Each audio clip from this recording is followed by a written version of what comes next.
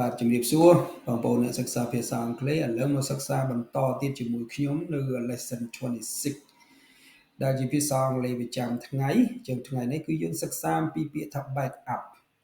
ចឹង back up នេះមានន័យថាយ៉ាងណាសូមបងប្អូនតាមដានជាមួយខ្ញុំរយៈពេល 2-3 នាទីទៅអាចចេះប្រើប្រាស់វាហើយបាទចឹង back up ទី1មានន័យថា second copy មានន័យថាការថតចម្លងមួយបន្ថែមទៀតឬក៏ថតបំរុងទុកចម្លងទៅបំរុងទៅទុកចឹង back up ចឹង back up ដែលយើងរៀនមេរៀនមុននោះគឺជា verb ជាកិរិយាសព្ទយើងទៅសេពាក្យ back ហើយនិងពាក្យ up នេះដាច់ពីគ្នាចំណែកមេរៀននេះគឺយើងគេបញ្ចូលពាក្យ back up នឹងជាមួយគ្នាទៅឲ្យវាคล้ายទៅជា noun คล้ายទៅជា noun ដែលភាសាអង់គ្លេសគេហៅថា noun ខ្មែរយើងហៅថានាមចឹងខ្ញុំឲ្យឧទាហរណ៍ don't forget to make a backup of your resume don't forget នេះមានន័យថាកុំភ្លេច forget នេះគឺភ្លេច don't forget កុំភ្លេច to make a backup ធ្វើការថតចម្លង of your resume នៅប្រវត្តិរូបរបស់អ្នក resume នេះគឺយើងនៅស្រុកខ្មែរយើងច្រើនហៅថា CV គឺប្រវត្តិរូបយើងប្រវត្តិធ្វើការងារនៅណារៀននៅណារស់នៅណាអញ្ចឹងណាបងប្អូន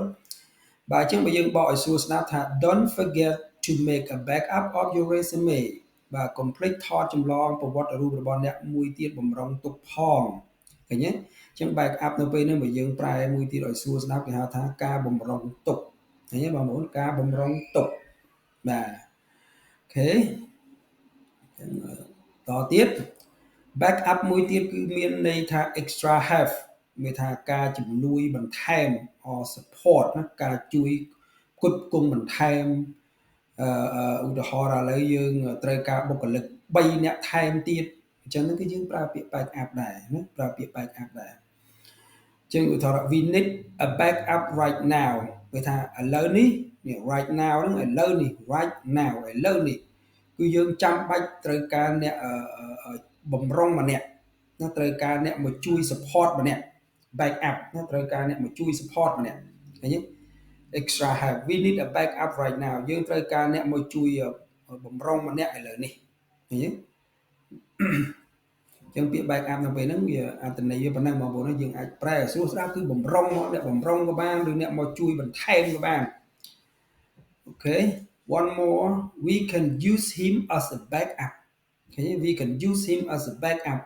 ចឹង backup នៅពេលមួយនេះទៀតគឺយើងអត្ថន័យនេះគឺកាលណាយើងមើលទៅលើ clear ប្រយោគនេះន័យវាសំខាន់គឺមានន័យថាយើងអត់ទាន់ប្រើគាត់ទេប៉ុន្តែ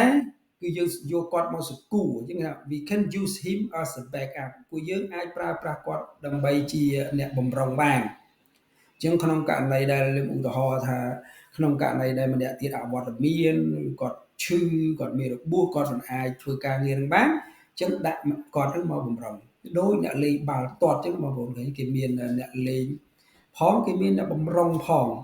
ក្នុងករណីណារបួសលេងមិនកើតគេដកចេញគេដាក់អ្នកបំរុងនឹងចូលអាហ្នឹងហើយដែលយើងហៅថា backup អូខេ we can use him as a backup យើងអាចប្រើប្រាស់គាត់ជាអ្នកបំរុងបានអូខេ